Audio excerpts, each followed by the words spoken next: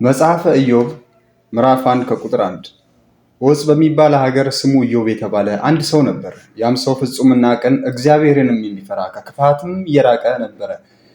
7 ወንዶች 3 ሴቶች ልጆች ተወልደውለት ነበር። ሀብቱም 7,000 በጎች፣ 3,000 ግመሎች፣ 500 ጥማድ በሬ፣ 500 እንስት አህዮች ነበሩት። እጅግ ብዙም ባሪያዎች ነበሩት። ያም ሰው በምስራቅ ካሉ ሰዎች ሁሉ ይልቅ ታላቅ ነበር። ወንዶች ልጆችም ሄደው በየተራ በእያንዳንዳቸው ቤት ግብዣ ያደርጉ ነበር። 3 እህቶቻቸውንም ከእነርሱ ጋር ይበሉ ይጠጡ ዘንድ እነርሱን ልከው ይጠሯቸው ነበረ። የግብዣውንም ቀኖች ባለፉ ጊዜ ኢዮብ ምናልባት ልጆችን በድለው እግዚአብሔርን በልባቸው ሰድበው ይሆናል ብሎ ይልክና ይቀድሳቸው ነበረ። ኢዮብም ማልዶ ተነሳ፣ እንደ ቁጥራቸውም ሁሉ የሚቃጠል መስዋዕትን አቀረበ። እንዲህም ኢዮብ ሁልጊዜ ያደርግ ነበር። ከዕለታት አንድ ቀን እንዲህ ሆነ፣ የአምላክ ልጆች በእግዚአብሔር ፊት ለመቆም መጡ። ሰይጣንም ደግሞ በመካከላቸው ነበረ። እግዚአብሔርም ሰይጣንን ከወዴት መጣህ አለው። ሰይጣንም ምድርን ሁሉ ዞርኋት፣ በእርሷም ተመላለስኩ ብሎ ለእግዚአብሔር መለሰ። እግዚአብሔርም ሰይጣንን በውኑ ባሪያዬን ኢዮብን ተመለከትከውን? በምድር እንደ እርሱ ፍጹምና ቅን እግዚአብሔርን የሚፈራ ከክፋትም የራቀ ሰው የለም አለው። ሰይጣንም ለእግዚአብሔር እንዲህ ብሎ መለሰለት፣ በውኑ ኢዮብ እግዚአብሔርን የሚፈራ በከንቱ ነውን? እርሱንና ቤቱን በዙሪያ ያሉትን ሁሉ አላጠርህለትምን? የእጁን ስራ ባርከህለታል፣ ከብቱን በምድር ላይ በዝቷል።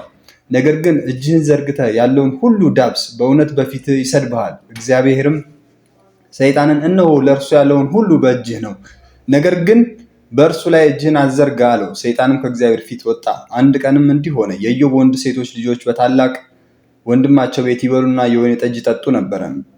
መልእክተኛም ወደ ኢዮብ መጥቶ በሬዎች እርሻ ያርሱ፣ ባጠገባቸውም አህዮች ይሰማሩ ነበር። የ7ቱም ሰዎች አደጋ ጣሉ፣ ወሰዷቸውም፣ ብላቴኖቹንም በሰይፍ ስለት ገደሉ። እኔም እነግርህ ዘንድ ብቻዬን አመለጥኩ አለው። እርሱም ገና ሲናገር ሌላ መጥቶ የእግዚአብሔር እሳት ከሰማይ ወደቀች፣ በጎቹም አቃጠለች፣ ጠባቂዎቿን በላች። እኔም እነግርህ ዘንድ ብቻዬን አመለጥኩ አለው።